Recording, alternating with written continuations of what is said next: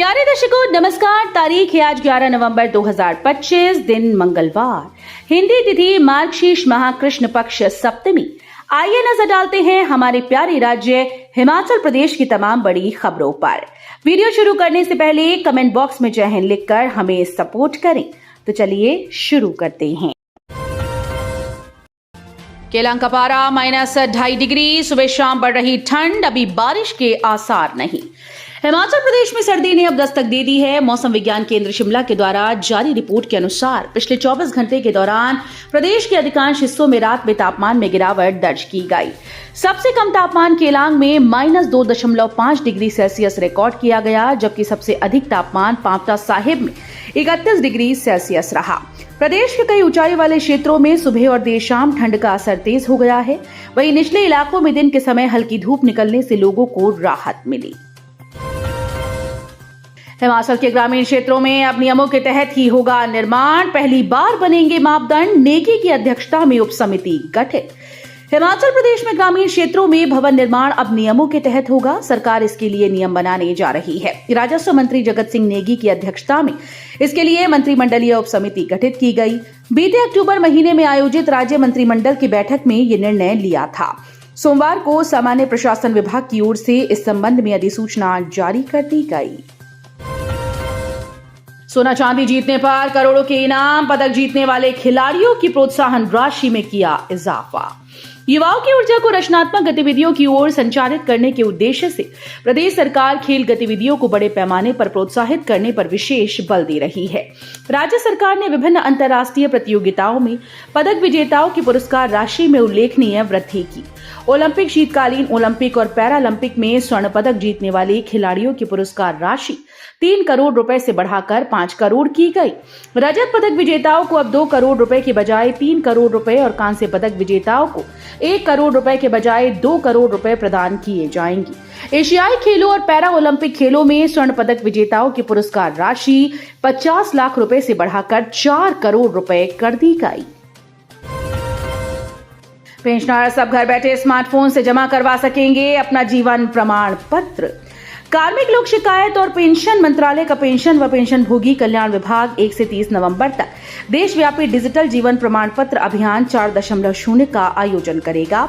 हिमाचल प्रदेश के ऊना में 11 नवंबर और कांगड़ा में 12 नवंबर को जागरूकता शिविर आयोजित किए जा रहे हैं। इन शिविरों में पेंशनभोगियों को डिजिटल जीवन प्रमाण पत्र अभियान के बारे में महत्वपूर्ण जानकारी दी जाएगी। ये अभियान ऊना स्थित भारतीय स्टेट बैंक की मुख्य शाखा और आसपास की बैंक शाखाओं में सुबह 10 बजे से शुरू होगा। गुनगुनी धूप में आपदा प्रभावितों पर बरसी राहत की फुहारें, घर बनाने के लिए मिले 82.15 करोड़। मंडी के आसमान में खिली गुनगुनी धूप के बीच आपदा प्रभावितों पर राहत की फुहारें बरसी हैं। बरसात में आसमान से बरसी आफत से लोगों की आंखों में आए आंसुओं को सीएम सुखविंदर सिंह सुक्खू ने ऐसे पोंछा कि हर प्रभावित के चेहरे पर हल्की मुस्कान आ गई। पड्डल मैदान में मुख्यमंत्री सुखविंदर सिंह सुक्खू ने आपदा के मारों को घर बनाने के लिए 82.15 करोड़ दिए। मुख्यमंत्री सुखविंदर सिंह सुक्खू मंडी, बिलासपुर, कुल्लू के 4,914 लोगों को राहत राशि के चेक प्रदान किए। विशेष राहत पैकेज के तहत आपदा प्रभावितों को प्रथम किश्त की ये राशि प्रदान की जाएगी। आंगनबाड़ी केंद्रों में न्यूट्रिशन स्केल को लेकर नया आदेश जारी, वर्कर्स असमंजस में। आंगनबाड़ी केंद्रों में बच्चों को दी जाने वाली न्यूट्रिशन स्केल को लेकर विभाग की ओर से नए आदेश जारी कर दिए गए हैं, जिस पर आंगनबाड़ी वर्कर्स और हेल्पर्स संघ ने सवाल खड़े किए। नए आदेशों के तहत बच्चों को 10 और 20 दिन का न्यूट्रिशन स्केल दिया गया है, जिसको लेकर इन दिनों आंगनबाड़ी वर्कर्स में असमंजस की स्थिति है। ऐसे में केंद्रों में राशन का वितरण प्रभावित हो रहा है। आंगनबाड़ी वर्कर्स और हेल्पर्स संघ के पदाधिकारियों का कहना है कि इस दौरान 1 से 6 वर्ष की आयु वाले बच्चों के लिए जारी किए गए स्केल में कुछ भी स्पष्ट नहीं है। इससे केंद्र में वर्कर्स को बच्चों को आहार देने में दिक्कत आ रही है। संघ की अध्यक्ष नीलम शर्मा का कहना है कि पहले प्रतिदिन के हिसाब से स्केल जारी किया जाता है, लेकिन अब महीने और 10-10 दिन का स्केल जारी किया है, जो समझ से परे है। हिमबस कार्ड अब स्कूल व कॉलेज में ही बनेंगे, नहीं लगाने पड़ेंगे कार्यालयों के चक्कर, नोडल अधिकारी तैनात। हिमाचल पथ परिवहन निगम ने शिमला शहर व इसके आसपास पढ़ रहे छात्रों को संस्थान में ही हिम बस कार्ड बनाने की सुविधा देगा। इसके लिए प्रक्रिया शुरू कर दी है। छात्रों को रियायती या निःशुल्क यात्रा के लिए हिम बस कार्ड बनाने के लिए HRTC कार्यालयों के चक्कर नहीं लगाने होंगे। निगम ने अपने अधिकारियों और कर्मचारियों को विभिन्न शिक्षण संस्थानों में भेजने का निर्णय लिया ताकि वहीं पर छात्रों के हिम बस कार्ड बनाए जा सके। निगम की ओर से जारी आदेश के अनुसार ये प्रक्रिया तुरंत प्रभाव से शुरू कर दी गई। चंबा थाना बुलाए चुराह के विधायक युवती से यौन शोषण के मामले में पूछताछ को किए तलब। चुराह के विधायक डॉक्टर हंसराज को युवती के यौन शोषण के मामले में पूछताछ के लिए सोमवार को महिला पुलिस थाना चंबा तलब किया गया। पुलिस की ओर से विधायक को मैसेज भेजकर सोमवार को महिला पुलिस थाना बुलाया गया। साथ ही रविवार को महिला पुलिस थाने की टीम ने युवती की निशानदेही पर किहार क्षेत्र के एक सरकारी रेस्ट हाउस में जाकर साक्ष्य जुटाई। इस दौरान युवती भी पुलिस टीम के साथ मौजूद रही। पुलिस का कहना है कि अभी युवती की निशानदेही पर अन्य जगहों का विजिट भी किया जाएगा। पुलिस की जांच का दायरा बढ़ाने के साथ ही युवती से यौन शोषण के आरोपों से घिरे विधायक की मुश्किलें भी दिन प्रतिदिन बढ़ती जा रही हैं। आंखों के सामने राख हो गए 16 घर और 2 मंदिर। सर्दियों में काशकुड़ी शैली से बने भवनों में आखिर क्यों भड़कती है आग। हिमाचल प्रदेश के पहाड़ी क्षेत्रों में सर्दी के मौसम में अक्सर बड़े अग्निकांड होते हैं। बंजार की तीर्थन घाटी में सोमवार दोपहर अचानक उठी चिंगारी में पूरा गांव जल गया। इस भयंकर अग्निकांड में 16 मकानों सहित 4 गौशालाएं, 2 देवता के मंदिर जलकर राख हो गए। HRTC कर्मियों को नहीं मिला वेतन, बैंक डिफॉल्टर बन रहे निगम कर्मी। HRTC कर्मचारियों को इस माह की 10 तारीख बीत जाने के बाद भी वेतन नहीं मिल पाया। समय पर वेतन न मिलने से निगम के कर्मचारी अब बैंक डिफॉल्टर बन रहे हैं। वो इसलिए कि बैंक किस्तें माह के पहले सप्ताह में बैंक खातों से कट जाती हैं और बैंक खातों में कई बार पैसे होने के कारण बैंक पेनल्टी डाल रहा है और डिफॉल्टर घोषित कर रहा है।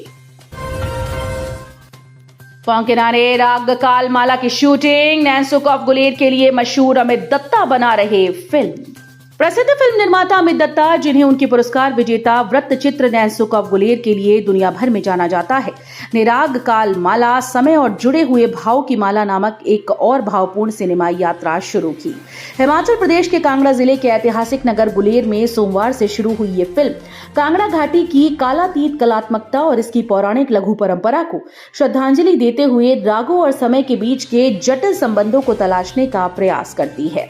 फिल्म के ध्वनिसार को कोई और नहीं बल्कि भारत के अग्रणी रुद्र वीणा वादकों में से एक और संगीत नाटक अकादमी पुरस्कार विजेता उस्ताद बहाउद्दीन डागर आकार दे रही हैं। मणिकर्ण में पुलिस की कार्रवाई।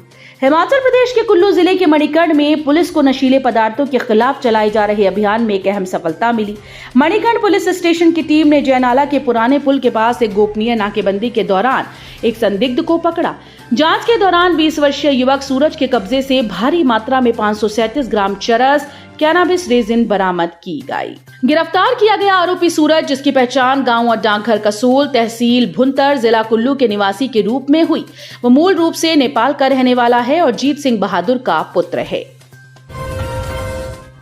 हिमाचल से घूमकर लौट रहे पंजाब के युवक की हुई मौत, बैरियर से टकराई बाइक। पर्यटन नगरी मनाली की खूबसूरत वादियों से रोमांचक सफर पूरा कर घर लौट रहे जालंधर के एक नौजवान के लिए सफर का ये आखिरी पड़ाव साबित हुआ। खुशी की ये यात्रा उस वक्त मातम में बदल गई जब बिलासपुर के किरतपुर नैचौक 4 लेन पर एक दर्दनाक सड़क हादसे में युवक की मौके पर मौत हो गई।